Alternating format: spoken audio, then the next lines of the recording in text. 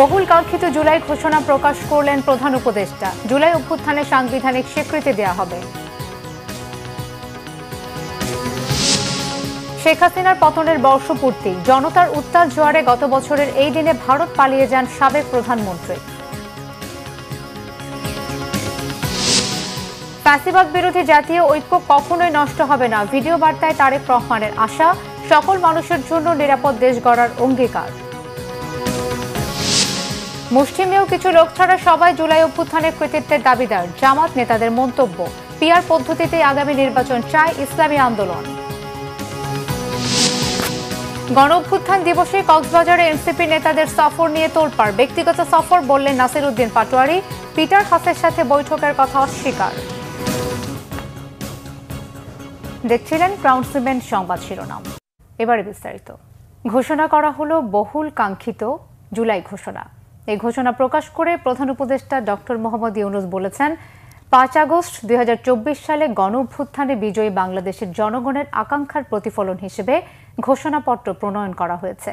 বাংলাদেশের জনগণ এই অভিপ্রায় ব্যক্ত করছে যে ছাত্র গণ অভ্যুত্থান ২০২৪-এর উপযুক্ত রাষ্ট্রীয় ও সাংবিধানিক স্বীকৃতি দেওয়া হবে, আর পরবর্তীতে নির্বাচিত সরকারের সংস্কারকৃত সংবিধানের তফসিলে এই ঘোষণাপত্র সন্নিবেশিত থাকবে। রিপোর্ট করছেন সিকান্দার রেমান। জাতীয় সংসদ ভবনের দক্ষিণ প্লাজায় জুলাই ঘোষণাপত্র পাঠ অনুষ্ঠানে প্রফেসর ডক্টর মোহাম্মদ ইউনূস বলেন, গণহত্যার বিরুদ্ধে গণপ্রতিরোধ গড়ে ১৯৭১ সালের ২৬শে মার্চ স্বাধীনতা ঘোষণা করে জাতীয় মুক্তির লক্ষ্যে রক্তক্ষয়ী মুক্তিযুদ্ধের মাধ্যমে বাংলাদেশ রাষ্ট্র প্রতিষ্ঠা করেছিল। স্বাধীন বাংলাদেশে ১৯৭২ সালের সংবিধান প্রণয়ন পদ্ধতি এর কাঠামোগত দুর্বলতা ও অপপ্রয়োগের ফলে স্বাধীনতা এবং পরবর্তী আওয়ামী লীগ সরকার মুক্তিযুদ্ধের জন্য আকাঙ্ক্ষা পূরণে ব্যর্থ হয়েছিল এবং গণতন্ত্র ও রাষ্ট্রীয় প্রতিষ্ঠানগুলোর কার্যকারিতা ক্ষুণ্ণ করেছিল। স্বাধীন বাংলাদেশের ১৯৭২ সালের সংবিধান প্রণয়ন পদ্ধতি এর কাঠামোগত দুর্বলতা ও অপপ্রয়োগের ফলে স্বাধীনতা পরবর্তী আওয়ামী লীগ সরকার মুক্তিযুদ্ধের জন আকাঙ্ক্ষা পূরণে ব্যর্থ হয়েছিল এবং গণতন্ত্র ও রাষ্ট্রীয় প্রতিষ্ঠানগুলোর কার্যকারিতা ক্ষুণ্ণ করেছিল। এবং যেহেতু স্বাধীনতা পরবর্তী আওয়ামী লীগ সরকার স্বাধীনতার মূল মন্ত্র গণতান্ত্রিক শাসন ব্যবস্থার বিপরীতে বাকশাল নামে সাংবিধানিকভাবে একদলীয় শাসন ব্যবস্থা কায়েম করে। ৮০ দশকে সামরিক স্বৈরশাসনের বিরুদ্ধে দীর্ঘ ৯ বছর ছাত্র জনতার অবিরাম সংগ্রামের মধ্য দিয়ে ১৯৯০ সালে গণ অভ্যুত্থান সংগঠিত হয় এবং ১৯৯১ সালে পুনরায় সংসদীয় গণতান্ত্রিক শাসন ব্যবস্থা প্রবর্তন করা হয় বলে জানান সরকার প্রধান। ১/১১ ষড়যন্ত্রমূলক ব্যবস্থার মাধ্যমে বাংলাদেশে শেখ হাসিনার একচ্ছত্র ক্ষমতা, আধিপত্য ও ফ্যাসিবাদের পথ সুগম করা হয় বলে উল্লেখ করেন তিনি। একটি চরম গণবিরোধী, একতান্ত্রিক ও মানবাধিকার হরণকারী শক্তি বাংলাদেশকে একটি ফ্যাসিবাদী, মাফিয়া এবং ব্যর্থ রাষ্ট্রের রূপ দিয়ে আন্তর্জাতিকভাবে বাংলাদেশের ভাবমূর্তি ক্ষুণ্ণ করে। এবং যেহেতু তথাকথিত উন্নয়নের নামে শেখ হাসিনার ফ্যাসিবাদী নেতৃত্বে সীমাহীন দুর্নীতি, ব্যাংক লুট, অর্থ পাচার ও অর্থনৈতিক প্রতিষ্ঠানগুলিকে ধ্বংসের মধ্যে দিয়ে বিগত পতিত দুর্নীতিবাজ আওয়ামী লীগ সরকার বাংলাদেশ ও এর অমিত অর্থনৈতিক সম্ভাবনাকে বিপর্যস্ত করে তোলে। ৫ আগস্ট ২০২৪ সালে গণ অভ্যুত্থানে বিজয়ী বাংলাদেশের জনগণের আকাঙ্ক্ষার প্রতিফলন হিসেবে এই ঘোষণাপত্র প্রণয়নের কথা জানান ডক্টর মোহাম্মদ ইউনূস। অবাধ ও সুষ্ঠু ও নিরপেক্ষ একটি নির্বাচনের মাধ্যমে গঠিত জাতীয় সংসদে প্রতিশ্রুত প্রয়োজনীয় সাংবিধানিক সংস্কারের মাধ্যমে দেশের মানুষের প্রত্যাশা, বিশেষত তরুণ প্রজন্মের আকাঙ্ক্ষা অনুযায়ী আইনের শাসন ও মানবাধিকার, দুর্নীতি, শোষণমুক্ত, বৈষম্যহীন ও মূল্যবোধ সম্পন্ন সমাজ এবং গণতান্ত্রিক রাষ্ট্র ব্যবস্থা প্রতিষ্ঠার অভিপ্রায় ব্যক্ত করেছে। সিকান্দার রেমান, বাংলা ভিশন, ঢাকা। ৫ আগস্ট ২০২৪, কেউ বলেন গণ অভ্যুত্থান, কারো কাছে লাল বিপ্লব, আবার কারো কাছে বাংলা বসন্ত। গত বছরের এই দিনে গণ আন্দোলনের মুখে দেশ ছেড়ে পালিয়েছিলেন স্বৈরশাসক শেখ হাসিনা। জনরোষ থেকে বাঁচতে পালিয়ে গেছেন প্রভাবশালী সব মন্ত্রী, সংসদ সদস্য ও ছাত্র জনতার রক্তে হাত রাঙানো পুলিশ বাহিনীর সদস্যরা। এই দিনে কারফিউ ভেঙে রাজপথে নেমে আসে জনস্রোত। ভোটারবিহীন নির্বাচনে ক্ষমতায় চেপে বসা আর বিরোধী মতের মানুষ নিধনের সকল কূটচালের পরিসমাপ্তি ঘটে হাজারো ছাত্র জনতার রক্তস্নাত বিজয়ে। প্রধানমন্ত্রীর বাসভবন গণভবন আর প্রধানমন্ত্রীর কার্যালয় সত্যিকারেই হয়ে যায় জনতার। মহিবুল্লাহ মুহিবের রিপোর্টে বিস্তারিত। পৃথিবীর নানা দেশে স্বৈরাচার পতনের ইতিহাস নতুন নয়, কিন্তু সরকারের পতনের পর সরকার প্রধান সহ একসাথে ৩০০ সংসদ সদস্য পালিয়ে যাওয়ার ঘটনা শুধু বাংলাদেশ নয়, তাবৎ দুনিয়ায় বিরল।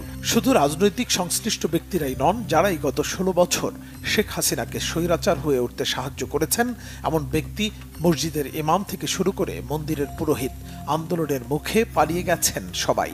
আর এমনই বিরল ঘটনার সাক্ষী হয় বিশ্ববাসী। ২৪-এর ৫ আগস্ট সকাল থেকেই সমগ্র ঢাকায় শুনশান নীরবতা। তখনও কেউ জানে না পূর্ব ঘোষিত মার্চ টু ঢাকা কর্মসূচিতে আসলে কি ঘটতে যাচ্ছে। সারা দেশে তখন চলছে কারফিউ। টানা কয়েকদিনের আন্দোলনে সড়কে পড়ে আছে ধ্বংসযজ্ঞের নানা চিহ্ন। দুপুরে ঢাকা অভিমুখে ধেয়ে আসা জনস্রোতের খবর সর্বপ্রথম সরাসরি প্রচারিত হয় বাংলা ভিশনে, যে খবরে চারদিক থেকে নেমে আসে মানুষ। জনসমুদ্র ছুটে যাচ্ছে গণভবনের দিকে। আপনাকে একটু দেখাতে চাই, চোখ যতদূর যায় শুধু মানুষ আর মানুষ। আমরা বনানীর থেকে ঠিক এই মিছিলের পেছন যে কোথায় সেটি আসলে কারো পক্ষেই বলা সম্ভব নয়, কারণ আমরা কারো কাছে শুনেছি এই মিছিল টঙ্গী পর্যন্ত, কারো কাছে শুনেছি এটি তার চেয়েও বেশি। এই মিছিলটি কিন্তু অগ্রভাগ আরো আধা ঘন্টা আগে বনানী অতিক্রম করেছে, কিন্তু আধা ঘন্টা পার হলেও এখন পর্যন্ত কিন্তু এই মিছিলের পেছন সেটি আমরা দেখতে পাচ্ছি না। একদিকে চলছে কারফিউ, অন্যদিকে মারমুখী অবস্থানে পুলিশ, বিজিবি ও সেনাবাহিনী। যাত্রাবাড়ি, চানখাতপুর, কেন্দ্রীয় শহীদ মিনার চত্বর, শাহবাগ, আমিনবাজার ও মোহাম্মদপুরে তখনও চলে পুলিশের নির্মম গুলিবর্ষণ। পুলিশের ল্যাথল উইপন এর সামনে বুক চিতিয়ে সেদিনও জীবন দিয়েছে অগণিত মানুষ। কে জানতো এই দিনেই দেশ ছেড়ে পালাবেন শেখ হাসিনা? অথচ গণভবনে বসে তখনও ছাত্র জনতার উপর গণহত্যা চালানোর নীল নকশা আঁকতে থাকেন রক্তপিপাসু লেডি অব মাফিয়া। তার সেই নীল নকশা ভেস্তে যায় সেনাবাহিনী গুলি চালাতে অপারগতা প্রকাশের মধ্য দিয়ে।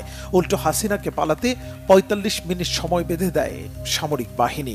এরপর সেনাবাহিনীর হেলিকপ্টার যোগে এয়ারপোর্টে গিয়ে বিমান বাহিনীর একটি কার্গো বিমানে ভারতে পালিয়ে যায় ফ্যাসিস্ট শেখ হাসিনা। হাসিনার এমন পালিয়ে যাওয়ার তথ্য তখনও জানে না পুলিশ, তাই পালানোর পরেও ছাত্র জনতার সাথে যুদ্ধ চালিয়ে যায় তারা। এর মধ্যে জাতির উদ্দেশ্যে ভাষণ দেওয়ার ঘোষণা দেন সেনাপ্রধান জেনারেল ওয়াকারুজ্জামান। ১:৩০টার দিকে রাস্তা ছেড়ে দেয় পুলিশ ও সেনাবাহিনী। বেলা ২টার দিকে হাসিনা পালিয়ে যাবার খবরে রাজপথে নামে জনতার ঢেউ, যে ঢেউ চূর্ণ বিচূর্ণ করে দেয় স্বৈরাচারের মসনদকে। ঢাকা সহ সারা দেশের মানুষ রাস্তায় নেমে ভাসতে থাকে আনন্দ জোয়ারে। রাষ্ট্রের উপর ১৬ বছর চেপে বসা জগদ্দল পাথর সরে যাওয়ায় খোলা আকাশের নিচে সৃষ্টিকর্তার কাছে সিজদায় লুটিয়ে পড়ে মানুষ। বিকেল ৪টায় সেনাপ্রধান জেনারেল ওয়াকারুজ্জামান আনুষ্ঠানিকভাবে শেখ হাসিনার পদত্যাগ ও ইন্টারিম গভর্নমেন্ট ফর্মের ঘোষণা দেন। প্রিয় দেশবাসী, দেশে একটা ক্রান্তিকাল চলছে। আমি সমস্ত রাজনৈতিক দলের নেতৃবৃন্দকে এখানে আমন্ত্রণ করেছিলাম। আমরা একটা সুন্দর আলোচনা করেছি। আমরা এখন মহামান্য রাষ্ট্রপতির কাছে যাব, যে এই ইন্টারিম গভর্নমেন্ট ফর্মের ব্যাপারে ওনার সাথে আলাপ আলোচনা করে আমরা একটা ইন্টারিম গভর্নমেন্ট ফর্ম করে দেশ পরিচালনা করব। আমি আপনাদের কথা দিচ্ছি, সমস্ত হত্যা, সমস্ত অন্যায়ের বিচার আমরা করব। এভাবেই স্বৈর শাসনের শৃঙ্খল থেকে মুক্ত হয় বাংলাদেশ। বুক ভরে স্বস্তির নিঃশ্বাস নিতে থাকে মানুষ। মাত্র ২.৫ সপ্তাহে ছাত্র জনতার রক্তকালি দিয়ে ঢাকা এবং সারা দেশের রাজপথে লেখা হয় এক বিরল ইতিহাস। মুহিবুল্লাহ মুহিব, বাংলা ভিশন, ঢাকা। বিএনপির ভারপ্রাপ্ত চেয়ারম্যান তারেক রহমান বলেছেন, বাংলাদেশে ফ্যাসিবাদ বিরোধী জাতীয় ঐক্য গড়ে উঠেছে, যা কখনোই নষ্ট হবে না। তিনি বলেন, দেশে আর কখনোই ফ্যাসিবাদ কায়েম হবে না, গণতন্ত্র হত্যার সুযোগও কাউকে দেয়া হবে না। জুলাই গণ অভ্যুত্থান উপলক্ষে দেয়া এক ভিডিও বার্তায় তিনি এসব কথা বলেন। এই ফ্যাসিবাদের বিরুদ্ধে ১.৫ দশকেরও বেশি সময় ধরে চলা আন্দোলনের সময় বিএনপি সহ ভিন্ন দল এবং মতের গণতন্ত্রের পক্ষের শক্তির লাখো কোটি নেতাকর্মীর জন্য দেশকে নরকে পরিণত করে রাখা হয়েছিল। শহীদ আবু সাইদ, ওয়াসিম, মুগ্ধ, আমাদের এইসব সাহসী সন্তানদের বুকে গুলি করে হত্যা করা হয়েছে। শুধুমাত্র 2024 সালের জুলাই আগস্টের গণ অভ্যুত্থানে 1,500-এরও বেশি মানুষ শহীদ হয়েছেন। ছাত্র জনতা, কৃষক, শ্রমিক, নারী, শিশু, বৃদ্ধ, সাংবাদিক, শ্রমজীবী, পেশাজীবী, ফ্যাসিস্টের গুলির নিশানা থেকে কাউকেই রেহাই দেওয়া হয়নি। এই অভ্যুত্থানে আহত হয়েছেন কমপক্ষে 30,000 মানুষ। হাত পা শরীরের অঙ্গ প্রত্যঙ্গ হারিয়ে আমাদের শত শত সন্তান, শত শত ভাই ও বোনেরা চিরতরে পঙ্গু হয়ে গিয়েছেন, কিংবা চোখ হারিয়ে আজীবনের মতন অন্ধ হয়ে গিয়েছেন বহু মানুষ। এজন্যই আমি বলি, 1971 সাল ছিল স্বাধীনতা অর্জনের যুদ্ধ, আর 2024 সাল ছিল স্বাধীনতা রক্ষার যুদ্ধ। হাজারো শহীদের রত্ন স্নাত রাজপথে ফ্যাসিবাদ বিরোধী অভূতপূর্ব জাতীয় ঐক্য গড়ে উঠেছে। বাংলাদেশে আর কখনোই ফ্যাসিবাদ কায়েম হবে না ইনশাআল্লাহ। কাউকে গণতন্ত্র হত্যা করার সুযোগ দেওয়া হবে না। বাংলাদেশকে আর কখনোই তাবেদার রাষ্ট্রে পরিণত করতে দেওয়া হবে না ইনশাআল্লাহ। আমি মনে করি এসব প্রশ্নে জাতীয় ঐক্য বহাল আছে, থাকবে ইনশাআল্লাহ। বিএনপির স্থায়ী কমিটির সদস্য আমির খসরু মাহমুদ চৌধুরী বলেছেন, শেখ হাসিনা পালালেও ক্ষুদ্র স্বৈরাচার ফ্যাসিস্ট রেখে গেছেন। সাংঘর্ষিক রাজনীতি ও মব কালচারে জড়িতদের সাথে শেখ হাসিনার কোনো ব্যবধান নেই।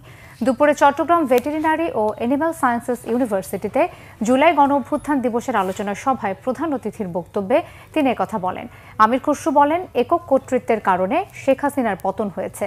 নতুন বাংলাদেশ গড়তে সহনশীল গণতান্ত্রিক আচরণের মাধ্যমে রাজনৈতিক সংস্কৃতির পরিবর্তন করতে হবে। সাধারণ মানুষের মনে যে প্রত্যাশা জেগেছে, যারা তা ধারণ করতে পারবে না তাদের রাজনীতি করার দরকার নেই বলেও জানান আমির খসরু। বিএনপির স্থায়ী কমিটির সদস্য ডক্টর আব্দুল মঈন খান বলেছেন, দীর্ঘ 16 বছর আওয়ামী দুঃশাসন ও স্বৈরশাসন জনজীবন বিপর্যস্ত করে তুলেছিল। সেই পুঞ্জীভূত ক্ষোভের বহিঃপ্রকাশ ঘটেছে 5 আগস্ট সকালে গণ অভ্যুত্থানের 1 বছর পূর্তি উপলক্ষে নরসিংদীর পলাশে বিএনপি ও অঙ্গ সংগঠনের আয়োজনে বিজয় র্যালিতে প্রধান অতিথির বক্তব্যে তিনি এই কথা বলেন। মঈন খান বলেন, আওয়ামী দুঃশাসনের সময় বিরোধী দলের নেতাকর্মীদের বিরুদ্ধে লাখ লাখ মামলা দেওয়া হয়েছে। এসব মামলা থেকে রক্ষা পাননি তৎকালীন প্রধানমন্ত্রী বেগম খালেদা জিয়া ও বিএনপির ভারপ্রাপ্ত চেয়ারম্যান তারেক রহমান সহ তৃণমূলের হাজার হাজার নেতাকর্মী। বিএনপি একটি গণতান্ত্রিক রাজনৈতিক দল, দলটি প্রতিহিংসায় বিশ্বাস করে না বলেও জানান ডক্টর আব্দুল মঈন খান। জুলাই গণ অভ্যুত্থানের বর্ষপূর্তি উপলক্ষে ঢাকায় গণমিছিল ও সমাবেশ থেকে বাংলাদেশ জামাতে ইসলামের নেতারা অভিযোগ করেন, দেশের কিছু মানুষ ও চিহ্নিত রাজনৈতিক দল ছাড়া অন্য সবাই জুলাই গণ অভ্যুত্থানের অংশীদার। তাই এই বিষয়ে বিভেদ সৃষ্টির কোনো সুযোগ নেই। দিনটি উপলক্ষে মঙ্গলবার সকাল 10টায় মহাখালীর কলেরা হাসপাতালের সামনে সমাবেশ করেছে জামাতে ইসলামী মহানগর উত্তর। উপস্থিত ছিলেন জামাতে ইসলামীর নায়েবে আমির ডাক্তার সৈয়দ আবদুল্লাহ মোহাম্মদ তাহের। এ সময় তিনি জানান, জনগণের রক্তের উপর দিয়ে জুলাই অভ্যুত্থান হয়েছে, তাই সংস্কার ছাড়া নির্বাচন ঘোষণা করলে জনগণের সাথে বিশ্বাসঘাতকতা করা হবে। রাজধানীর পুরানা পল্টনে জামাতে ইসলামী ঢাকা মহানগর দক্ষিণের মোড়ে গণমিছিল পূর্ব সমাবেশে প্রধান অতিথির বক্তব্য দেন জামাতে ইসলামের সেক্রেটারি জেনারেল গোলাম পরওয়ার। জুলাই আন্দোলন একক কোনো দল বা ব্যক্তির নেতৃত্বে হয়নি। এই আন্দোলন নিয়ে কারো একক কৃতিত্ব নেওয়ারও কোনো সুযোগ নেই বলে জানিয়েছে বাংলাদেশ ইসলামী ছাত্র শিবির। জুলাই আন্দোলনের 1 বছর পূর্তি উপলক্ষে সকালে ঢাকা বিশ্ববিদ্যালয় এলাকায় মিছিল করে বাংলাদেশ ইসলামী ছাত্র শিবির। পরে রাজধানীর শাহবাগে বিক্ষোভ সমাবেশ করে সংগঠনটি। এ সময় নেতারা বলেন, 1 বছরে কারো বিচার করতে না পারা অন্তর্বর্তী সরকারের সবচেয়ে বড় ব্যর্থতা বলেও মনে করেন সংগঠনটির নেতারা। ছাত্র জনতার রক্তের মর্যাদা না দেওয়া হলে ব্যর্থ হবে জুলাইয়ের আন্দোলন। বলেন, শেখ হাসিনা জালেম হয়ে উঠেছিল, তার পতন হয়েছে। তার মতো কেউ জালেম হয়ে উঠতে চাইলে তারও পতন হবে। ইসলামী আন্দোলন বাংলাদেশের আমির মুফতি সৈয়দ মোহাম্মদ রেজাউল করিম বলেছেন, যুদ্ধ এখনো শেষ হয়নি। একদল ইতিহাস ভুলে চাঁদাবাজি ও টেন্ডারবাজিতে যুক্ত হয়েছে। জুলাইয়ের সুন্দর সুযোগ নষ্ট না করে পিআর পদ্ধতিতেই আগামী জাতীয় নির্বাচন করতে হবে। রাজধানীতে বায়তুল মোকাররমের উত্তর গেটের সামনে জুলাই অভ্যুত্থানের বর্ষপূর্তির সমাবেশ ও গণমিছিল অনুষ্ঠানে একথা বলেন ইসলামী আন্দোলনের আমির। তিনি আরও বলেন, আর যেন ফ্যাসিস্ট ও খুনি তৈরি না হয়, রাষ্ট্রীয়ভাবে সে ব্যবস্থা নিশ্চিত করতে হবে। আর কোনোভাবেই ফ্যাসিস্ট হাসিনা ও তার দোসরের মাথা উঁচু করতে দেয়া যাবে না। অনুষ্ঠানে বক্তারা বলেন, সংস্কারের আগে নির্বাচন নয়, পিআর পদ্ধতি ছাড়া নির্বাচন মানবে না ইসলামী আন্দোলন। ৭১-এর রক্তের সুফল মানুষ পায়নি, জুলাইয়ের রক্ত বৃথা যেতে দেয়া হবে না। আওয়ামী লীগ নিষিদ্ধেরও জোর দাবি জানান বক্তারা।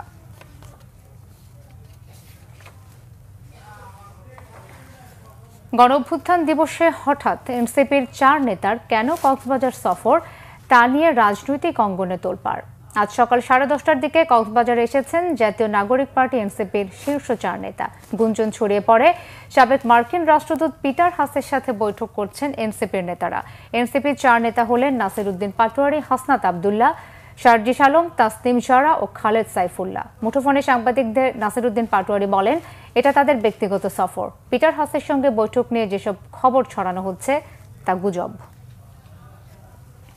শেখ হাসিনা পালিয়ে যাওয়ার ৬ ঘণ্টা পর সাভারবাসীর উপর নেমে আসে চরম স্টিম রোলার। বিজয় মিছিলে গিয়ে আওয়ামী সন্ত্রাসী, পুলিশ, র্যাব, বিজিবি ও আনসার বাহিনীর এলোপাথারি গুলিতে নিহত হন বৈষম্য বিরোধী আন্দোলনে অংশ নেয়া ৩০ থেকে ৩৫ জন ছাত্র জনতা। আহত হয়ে অঙ্গহানি হয়েছে অনেকের, আবার অনেকেই আমৃত্যু পঙ্গুত্ব বরণ করেছেন। আজও কান্না থামেনি নিহতদের পরিবারের। মর্মান্তিক হত্যাকাণ্ডের বিচার দাবি করেছেন স্বজন হারানো পরিবারগুলো। গত বছর সাভারে সংগঠিত ৫ আগস্টের ঘটনা নিয়ে সাভার প্রতিনিধি নাজমুল হুদা শাহিনের তথ্য ছবিতে দেখুন বিস্তারিত। রাজধানী ঢাকার উত্তর প্রবেশদ্বার সাভার। শিল্প এলাকা হিসেবে পরিচিত এ জনপদে প্রায় ১.৫ কোটি মানুষের বসবাস। বৈষম্য বিরোধী আন্দোলনে ফুঁসে ওঠে এখানকার ছাত্র জনতা, বিভিন্ন শ্রেণীর শ্রমিকরা। পুলিশ ও পতিত আওয়ামী সন্ত্রাসীদের গুলিতে শহীদ হয়েছেন প্রায় ১/২ প্রতিবাদী তরুণ তরুণী। ৫ আগস্ট সাবেক প্রধানমন্ত্রী শেখ হাসিনা পালিয়ে যাওয়ার পর ছাত্র জনতা বিজয় মিছিল বের করে। সাভার বাস স্ট্যান্ড, পাকিজা মোড়, থানা bus stand, Ganda bus stand, radio colony bus stand ও হেমায়তপুর সহ ঢাকা আরিচা মহাসড়কে ছাত্র জনতা ও সাধারণ মানুষ দখলে নেয়। লং মার্চ টু ঢাকায় অংশ নেয় সকালের দিকে যৌথ বাহিনীর হাতে আটকদের ছাড়িয়ে নিতে আনন্দ মিছিলের একটি অংশ থানার সামনে যেতেই পুলিশের বাধার মুখে পড়ে। বেলা ৪টা থেকে ৬টা পর্যন্ত ছাত্র জনতা ও পুলিশের মধ্যে ধাওয়া পাল্টা ধাওয়া চলে। এক পর্যায়ে যৌথ বাহিনী ছাত্র জনতাকে লক্ষ্য করে শত শত রাউন্ড গুলি ছোড়ে। থানায় যখন মানুষজন যা করলো, ভিড় জমাইলো, তখন ওরা এলোপাতারি গুলি করা শুরু করলো। এই গুলিতে সাথে সাথে প্রায় ৩০-৪০ জন মানুষ মারা গেল। অনেক নোখানের ব্যবস্থা করছে। ওই লাশ পরে খাটের নিচে তিনি ভেতর থেকে আমরা টাইনে বের করছি। মনে করে এই দিকে পড়েছে মানুষ, উপর দিয়ে মানে ওভারব্রিজ আছে না, ওভারব্রিজের উপর দিয়ে মানে গুলি করে। ঘটনার ১ বছর পরও শহীদদের পরিবারের কান্না থামেনি। সন্তান হত্যায় জড়িতদের উপযুক্ত বিচার দাবি করেছেন তারা। এশার নামাজ পড়তেছি, তখন আমার ছেলের বউ এসে খালি আমার কাছ দিয়ে হাঁটতেছে। ছেলের বউ মনে হয় জানছে। পর আমি নামাজ শেষ আছে, ছেলের বউ বলতেছে আম্মু তাড়াতাড়ি করেন। কি হয়েছে? তাড়াতাড়ি করেন, মেডিকেলে যাই। ৫ তারিখে যখন আমরা খবর পাই তখন আমি অফিসেই, অনেক বৃষ্টি হচ্ছিল, তার মধ্যেই একজন যায় বলে যে আপনার ছেলের এরকম গুলি লাগছে মাথায়। আমি দৌড়ায় আসছি, এমার্জেন্সিতে ছিল না, ওনার সাথে সাথে ওটিতে নিয়ে গেছে। ওটিতে আমি গেছি, যাওয়ার পরে দেখি যে ওর মাথায় কতগুলা কাপড় চোপড় পেঁচানো। পরে কাপড় চোপড়গুলো খুলছে আর এমনভাবে রক্ত ছুটছে, আমি ওইটা দেখে ওইখানে অজ্ঞান হয়ে যাই। যারা হত্যা করছে, যারা আমার বুক খালি করছে, অবশ্যই আমি তাদের বিচার চাই। মর্মান্তিক এই হত্যাকাণ্ডের বিচার অবশ্যই হবে বলে জানালেন এপিপি। ইতিমধ্যে কিছু মামলা চার্জশিট আন্তর্জাতিক ট্রাইব্যুনালে জমা হয়েছে, সেগুলির বিচার কাজ শুরু হয়ে যাবে। যারা হত্যাকাণ্ড ঘটাইছে, যাদের ফুটেজ দেখা গিয়েছে, তারা কেউ এই হত্যাকাণ্ডের থেকে রেহাই পাওয়ার কোনো সুযোগ নাই। তার প্রত্যেকটা হত্যাকাণ্ডের বিচার এই বাংলার মাটিতে হবে। ৫ আগস্টের নির্মম হত্যাকাণ্ডের সুষ্ঠু তদন্ত ও বিচারের প্রত্যাশায় সাভারবাসী। Banglavision news desk. ২০২৪ সালে আজকের এই দিনে ছাত্র জনতার গণঅভ্যুত্থানে পতন হয় ফ্যাসিস্ট সরকারের। বর্ষপূর্তি উপলক্ষে সারা দেশে নানান আয়োজনে পালন করা হয়েছে দিনটি। দেশের বিভিন্ন জায়গা থেকে প্রতিনিধিদের পাঠানো তথ্য ছবিতে ডেস্ক রিপোর্ট। ফ্যাসিবাদ মুক্ত বাংলাদেশের বর্ষপূর্তিতে বিজয় মিছিল ও সমাবেশ করেছে বরিশালের গৌরনদী ও আঘোলঝাড়া উপজেলা বিএনপি।